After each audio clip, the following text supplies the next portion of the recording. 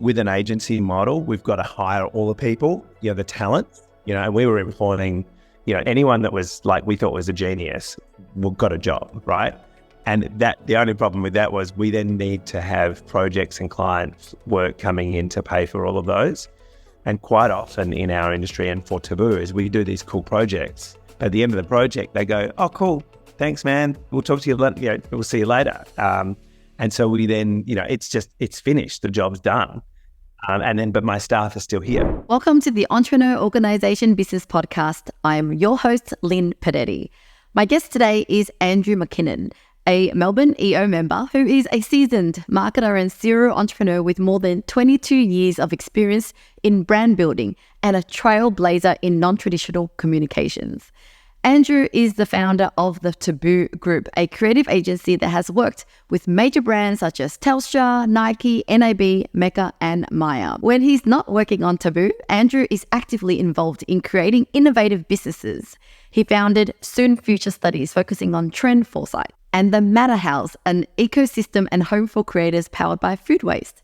He also manages one of the country's most iconic bars, Ponyfish Island. In this episode, Andrew shares the journey of how his business took off, but not without facing growth challenges, including generating sufficient sales to support the expanding team. He also recounts some of the coolest projects he has worked on, such as the concept for the Mecca Land Festival for Mecca. This is seriously an incredible, engaging episode that you won't want to miss. So please join me in welcoming Andrew.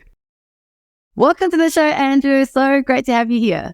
It's awesome to be here. Thanks so much for having me. So today I would love to hear about your 20 years in business in your marketing agency, as well as you've been in EO for over 12 years. It's such a remarkable achievement. So let's start with, your journey in starting your agency.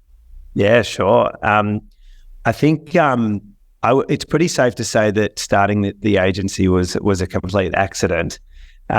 Midway through my university, I started to get itchy feet, and as many people had done, decided to have that elusive year overseas.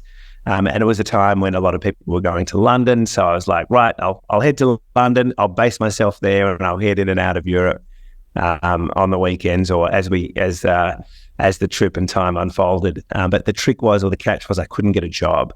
And I was relying on getting a job so that I could afford to stay away overseas for the whole year. And the only job I could get was a door-to-door salesman, which was selling promotions. So essentially, I started selling promotions on door-to-door, but also mainly standing on a street corner, stopping people as they walk past. And initially, I was absolutely terrible at it. But for somehow, and I think it had to do with that my partner and I were breaking up. And I was sort of moving out, and I had no friends other than the people I worked with. I really had no choice but to make myself exceptionally good at it. And so that adventure lasted for a year. And I discovered I found this mojo. I used to run the impact meetings, which is very much like Wolf of Wall Street sales meetings in the morning. And then at the end of those 12 months, I realized that I'd figured out a few things. I'd had an amazing adventure, but it was time to end that chapter and come home. And when I came home, it was just this luck that someone sort of came up to me and said, "I heard you were doing this thing in London. Would you do it for my business?" And to open up a little bit more about what that was, essentially we would get people.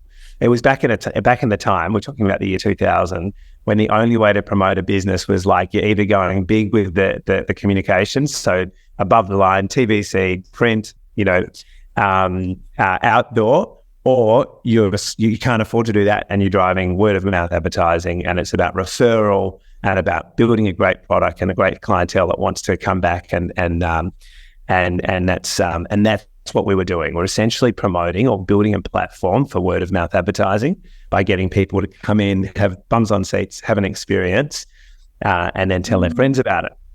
And so we did that, and we were doing it for a hair salon on Chapel Street called Cusco Murphy, and it was a great success. It was the 1st of December, year 2000. We sold 1,000 promotions for that particular place, putting 1,000 new customers into the business, and that's the beginning of Taboo. Wow. So that was 20 years ago. And I heard that later on you have one of your siblings is working with you as well. How did that come about? Yeah. Well, James is actually, he's joined on day 2 of Taboo, he joined, but the whole standing on the street corner thing didn't suit him. So he didn't last too long. But about 14 years later, as the business evolved into a creative agency, so more like an ad agency, he had gone off and built a career in advertising and marketing through Clemenger, George Patterson Bates and Strawberry Frog in New York. He came back and we joined forces many, many years later.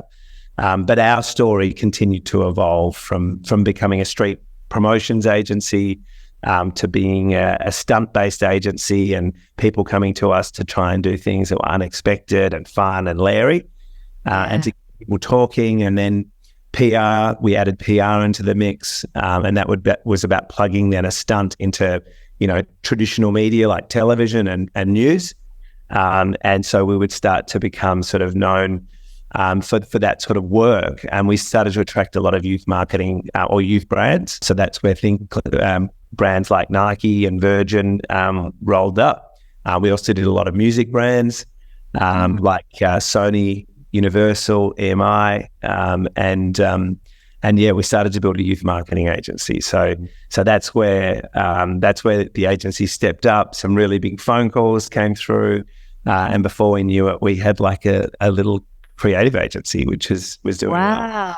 I really love the name Taboo, by the way. And so, can you give me some example of some Taboo campaigns that you've done that kind of really make, from reading it, I felt like you represent companies like Apple, right? Think differently, doing things that are taboo. So, what are some examples that you could remember of? Yeah. I mean, to be honest with you, there's 22 years of campaigns. I still think to this day, the biggest thing that we've done is Meccaland, which was Mecca Cosmetics came to us and said, we want to do an expo. And we were like, well, we don't know about an expo, but what about a festival? What about we do a beauty festival? So, we built this sort of, this platform and event concept. We flew people out to the States to go to various events, like places like Disneyland and essentially, and BeautyCon, and then come back and we started to model out what could Meccaland be based on the Disneyland model. And so that was an incredible event experience that has been, still talked about and referred to as a very, very epic time in history. I'm trying to think of other campaigns off the top of my head, but we've been challenged. We've done stunts with Virgin. We've launched the Gorillas. We've worked with parts of the breakup campaign for NAB. So it's been an incredible journey, and every day is different, and fun. It's great people to be around. That's amazing. And so from when you were starting out, you're working with local businesses, doing salon work, salon type businesses. It's like, how many years later, and what was the turning point to when you all of a sudden, it's like things are turning in a different direction, right? The big guys are actually knocking on your door. Like, how did that happen? Yeah, that's interesting. Well, I remember I went in to speak to my bank manager at ANZ on Chapel Street, and he thought we were so cool and fabulous that we did this local promotion for his branch, right? And so that was tiny, small scale stuff. But then a good contact of mine in Sydney contacted me and said, hey, I've got this opportunity. The Age newspaper has asked if we can show him what roach marketing is. And this guy owned a vodka brand called Vodka O. And I was like, well, I don't even know what roach marketing is, and we don't do it. And he goes, well, why don't you just, I'll teach you how to do it, and you can do it and let the Age newspaper run the story. Watch you do it for with my brand, and then hopefully we'll get some good publicity out of it. Well, it turns out that they came down. I put some people at the bar. And essentially it's where people are talking to you at the bar. You think you're talking to another guest of the venue. Someone's talking to you and they say, can I buy you a vodka O and soda? And so you don't realize it, but you are being marketed to. So it is, controversial. But you do get a drink out of it, and it's fun, and it's sort of harmless to much of a degree. So the Age newspaper came down to write a scathing article on this roach marketing piece. And in the end... What does scathing mean? Scathing. Like a terrible, really rough. Like they really were coming down to destroy us in right? And I was like, very innocent and naive. And I was being really kind to this guy. His name was Stephen Monahan, legend. And instead, he watched it and he sort of saw the appreciation in it. And then he wanted to know, what else do you do? And I was like, we do these promotions for ANZ and, we've done these fun things. And he sort of, so that was on the Friday. On the Sunday morning, I woke up and my text messages, it was just text message, no photo. The phones were black and white back then, but my phone was going nuts. And it was like, can't believe you've made the front page in the newspaper, Taboo's in the headline. And so I woke up and it was Amy, it wasn't quite the headline, but Amy, the friendly face of the roach approach. And there was this article on Taboo on the front page of the Age. And I went down and it was all about this roach marketing and guerrilla marketing, this like underground, the next generation. And it did refer to the ANZ localized campaign. I got a phone call from the ANZ marketing manager. She said, are there any other surprises? We will never work with you ever again. This is terrible. You need to run the shit past us. And I was like, oh, shit. But as I went down to get the paper, this woman bumped into me and she said, you're the guy on the front page of the Age today. My husband wants to speak to you. He's got a technology company called iRiver, MP3 players, which went on to become our first lead agency account. And then I got dragged into a radio interview on Triple J, and they were a bit more harsh about the interview. But so I managed to respond well in this national interview on roaching when they were like telling me that it was, bad. And it just so happened that the marketing manager of Universal Studios and Pictures was listening to the article, and they called me in for a meeting. So from the back of that, we then picked up NAB, this Cadbury Dairy Milk. We won the Chupa Chups account, and then CUB, where we built a brand of scale for the youth. Wow, what a chain of events, and it just felt like it's a miracle just manifesting. How was your business ready for all that? Where, like, I mean, you were kind of running it this way, and then all of a sudden these guys are knocking at the door. Like, how did you face any challenges with handling these clients? So many challenges. Oh my God! Like, I did finish the university degree. I went back and finished a part-time university degree, but that just because I did that doesn't mean anything, as many of us know. It's about time in the seat and having experiences in business. But also, I was there with my right-hand man and my right-hand woman, Sass and Richie, and we were like the blind leading the blind. Everyone was pretty switched on, very switched on, in fact, and super ambitious. But we really had no experience in running a business at all. And so the truth is that it was all about failure. It was about trying something and seeing if it worked. And then, like, if it doesn't work, then we stop doing it and we get back on the horse and we keep going. Or if it works, do it more. And so Rich has been a great partner of mine for those first years, many years actually. I can't. Probably 14 years or maybe 15 or maybe even 16. But we were really in the trenches and coming really close to bottoming out. If you could picture the plane analogy, this like how many times can you go really close without actually hitting the ground? Yeah, we were pretty, I was very comfortable with that.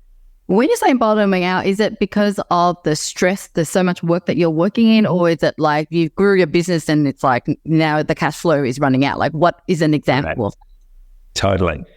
So when with an agency model, we've got to hire all the people, the talent, and we were employing, anyone that was like, we thought was a genius, got a job, right? And that the only problem with that was we then need to have projects and clients work coming in to pay for all of those. And quite often in our industry and for Taboo is we do these cool projects. At the end of the project, they go, "Oh, cool, thanks, man. We'll talk to you later. We'll see you later." And And so we then, it's finished. The job's done. But my staff are still here.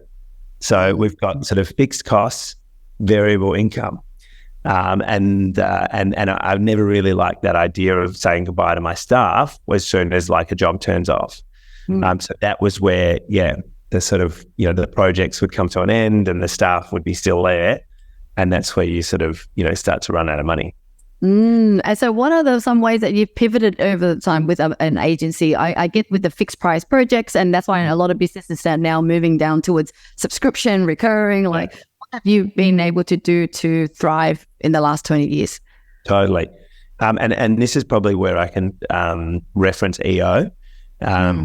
At the 10-year mark, I think it was 2011, I joined EO and was really inspired by my forum. So for those that don't know, a forum is like, it's like a group of fellow business owners or fellow entrepreneurs or like-minded people that meet in a confidential and safe environment on a regular basis, and it's a structured program meeting by a moderator, so taken in turns to moderate. And I sort of went in there and it really it reached out to my ways of learning. And so, I'm not a sort of sit down and pick up a book or textbook type guy, nor am I sort of sit in a lecture theatre and sort of take some great notes and do an exam. I've done that, and that's great. But I sort of, a lot of the time, I'm sort of a little can be glazed over. But when I'm sitting there listening to someone delivering it to me as a story from a real life, experience, I'm all ears, and I'm feeling their emotion, and I'm picking up what they're putting down.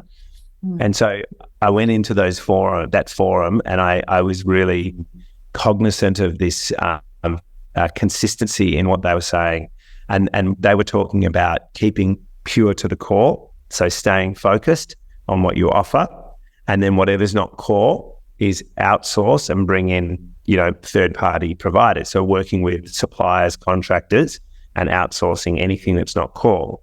And so at that time, I was like, shit, I'm carrying way too many staff. I've got to sort of like bring this down, focus the offering, and be the best at what I do. And then every time I need anyone else, I'll bring the experts in just for the job. So that was kind of like a revolutionary moment in our career, because we got to partner with awesome people. And then when the job was done, we got to stop it and turn that cost off. Yeah. And that meant that we were actually, became better at the job and more profitable on the finances. Awesome idea. Well, interestingly, I started the other way. I was always contracting and only learned to take the risk of hiring permanently over the years, but you kind of went the other way. So what are your core services now compared to when you first started? Yeah, no, great question. So the core services, because we've actually just added on a trend forecasting agency, which is called Soon Studies. So that's all about helping our what drives marketing is insight. But what becomes really so insight is to be super strong in branding or building a brand, is to understand what the consumer is looking for. But what we find is invaluable is foresight, and that is, what do we think our audience or the audience of the brand is looking for in the future. So we set up a foresight company with some amazing people, incredible team, and that's called Soon Future Studies. So we have got a foresight business that works down here, and that business will work this week. We've just launched the future of travel with Design Hotels, the future of beauty with Adore Beauty. And then so there's all this amazing content that comes in, and that keeps us like really fresh and on our toes with where trends are going. But that's the first piece that we do, is a research, insight, and foresight study. And then from there, we start to see, strategic opportunities. And it might be a strategic opportunity, maybe in like, we've got to build something for them. So that may build a new product for them with a new brand. So that taps into our Taboo LABS offering, which is where we're sort of creating and developing and innovating in a space so that we can then take that to the world. And that's the Taboo agency model, which is where we use our core communication services which is really strategy, creative, and then production. So production means that we work and create whatever it is that we're doing. So Taboo, our business, will always come up with something unexpected, because I think, because we're trying to get people to talk about things, to get someone to be earned media specialists. If you deliver the same thing on over and over again, it's not worth talking about because it's old. So we've got to be coming out with something new and exciting or unexpected, that people go, whoa, shit, did you know that these guys can, that this business or brand has just done that? Because we're trying to get, inspire that earned media aspect. So, and from those, what could a Taboo campaign look like? It could look like a documentary. It could look like a pop-up restaurant. Could look like a festival. Could look like a traditional campaign, TV campaign, but that might have a little bit of an FU in it. That helps everyone. And we drive it through social media, PR, and maybe even bought media, so that we can sort of amplify it. That's amazing. And so back in the days, I would imagine you're the one that's thinking of the creative. Nowadays, you've probably got your team. So what is your role as the CEO or the founder of this business now? Yeah, that's a great question. I usually think that it starts with like the vision, and making sure that I'm really I've spent some time outside, of the business and just looking objectively at the, where the market's going and looking at objectively at our business, and then going sort of into a deep dive in a planning mode. And the planning mode is setting up, what is our 3-year vision and what do we think we can achieve in the next year. To do that, do we need a theme? Do we need, what do we need to do to bring on board? What are the activities and exercises that we're going to need to do to deliver upon that year to eventually hit our 3 years? So guiding that vision, execution, I would say is setting, and whether I set that on my own or with my team, but definitely overseeing and guiding and holding, the leaders, accountable to what they've got to do. But while that's in play, I'm also, in charge of making sure I've got Soon Future Studies, which is here. I've got Taboo, which is here. And across both of those businesses, there's managing directors, there's finance managers, there's accountants, there's lawyers, there's all the people. And just making sure that both of the businesses are set up, they're incentivized and motivated to go out and achieve what the objectives are that we've set. With nothing holding them back. So once that's done, then I'm sort of going to be trying to feed opportunities through. So that's, I'll be publishing or promoting things through LinkedIn. I'll be doing interesting events and activities to try and, engage clients. And sometimes it might come across as a stunt. So we've just done an amazing space downstairs with Alley Oop called the Space of Waste, which is essentially a beautiful gallery or showroom of amazing creative work from waste, made from waste. So downstairs, there's people making beautiful paper from recycled paper from the local area. There's someone extracting ink from cartridges to make pens and art, brushes and whatnot. There's someone else turning mushrooms into packaging, and there's another room turning food waste into soil. So, tonight we're hosting this event with Broadsheet, and then we've got people speaking about circularity, keeping materials and products continuously living. And so that's just, it's not a financial thing, but it's about engaging our community, our audience, and becoming, building an ecosystem of people doing amazing work, and also the things that we can talk about. So activities like that, keeping us relevant, on our toes, at the front and center. That's sort of, what I love. It's also my passion. Making sure that we win the pitch. So today, for instance, the other thing I'm doing is I'm working on a big pitch deck for, to hopefully to present to Bendigo Bank on Tuesday or something like that. That's really exciting. I could just I can still hear so much passion in your voice after like 20 so years working in it. Like, what drives you? Like, what is the why behind, the business? And after 20 something years, usually people kind of start to get bored and maybe want to do something else. What's in it for you that makes you so pumped up?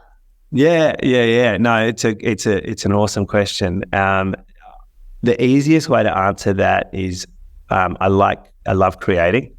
And creating means, there's various levels of creating here. One is, we're creating a group of people. So I love coming to work and building a culture and being part of that culture.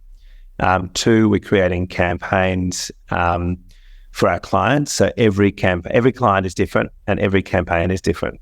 So it's like, I'm always forever, we're dreaming up something new and epic, and like we're using our, engaging all our networks to come up with something different. And then we're sort of, we're creating a company. And so that company's got, new opportunities. We've just had a session in the boardroom today about refining down, what we stand for and what we're going to say, how we position ourselves. And that's just it's not a big drastic change, but it just might be adjustments to the next phase. It's always like we're always evolving, and it's like what's that look like next? So it is a great question. I mean, and the other answer to that is that like I'm a moonlighter as well. So I do, I've always been a fan of just the side hustle, the love affair with the other projects.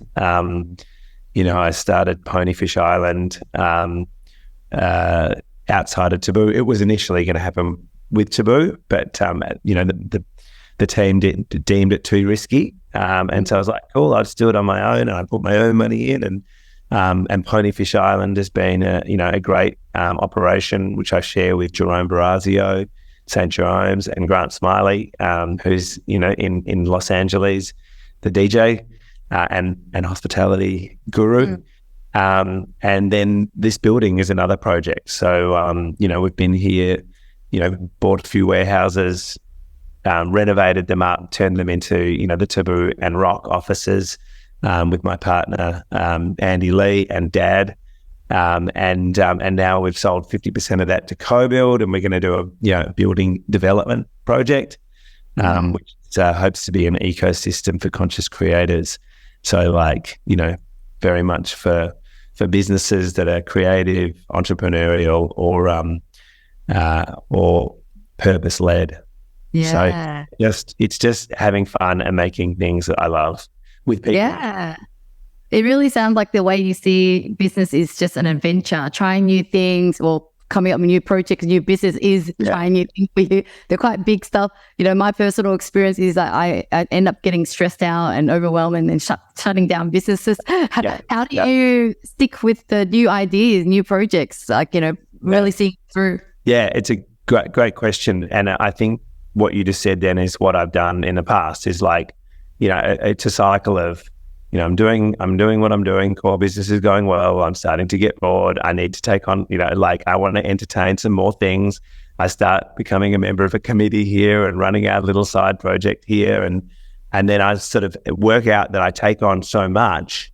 And that's when things like I get to a tipping point and a boiling point. And that's when things either, they don't work out, they come to a completion, or I sell them, and then all of a sudden, or I say no, and all of a sudden I'm back to just the core. Amazingly, the core has always been Taboo, and I might, even with the Entrepreneurs Organization, there's always, today there was a call on for the next, big conference, Ignite, in Byron Bay. And so that's another side hustle, really, that I need to entertain and do my bit.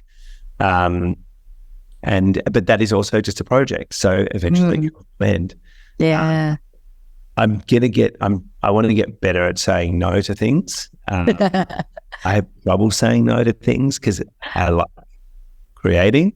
I like and I like the people, and I don't like disappointing people. Yeah. but I've got to try. Yeah, I've got to do. Yeah, because this leads me to the last question. So, like, yeah, ultimately, like, what do you want to do all this for? What do you want to be remembered for? Yeah. I mean, I think it's like, I think I'd be wanting to be remembered for being, a creative adventurer. And a pioneer of epic projects. I at the end of my life, I feel like I'd love to sit down and write a book of all the projects and all the fun that came with those projects, the people, the learnings, the success or the failure. They're all beautiful. The more success. I never go into a project, with the intention of making money, but you know what? If it does, you rip up. Love it. Well, let me know when the book's out because I'll be pre-ordering. It's been such a pleasure talking to you. I've even talked way longer than I normally have because you've got just such a great story. We intended to talk about something else, but we didn't even get there. But overall, I really enjoyed the conversation. So thank you so much for being on the show today. Thanks, Lynn. Great to be here.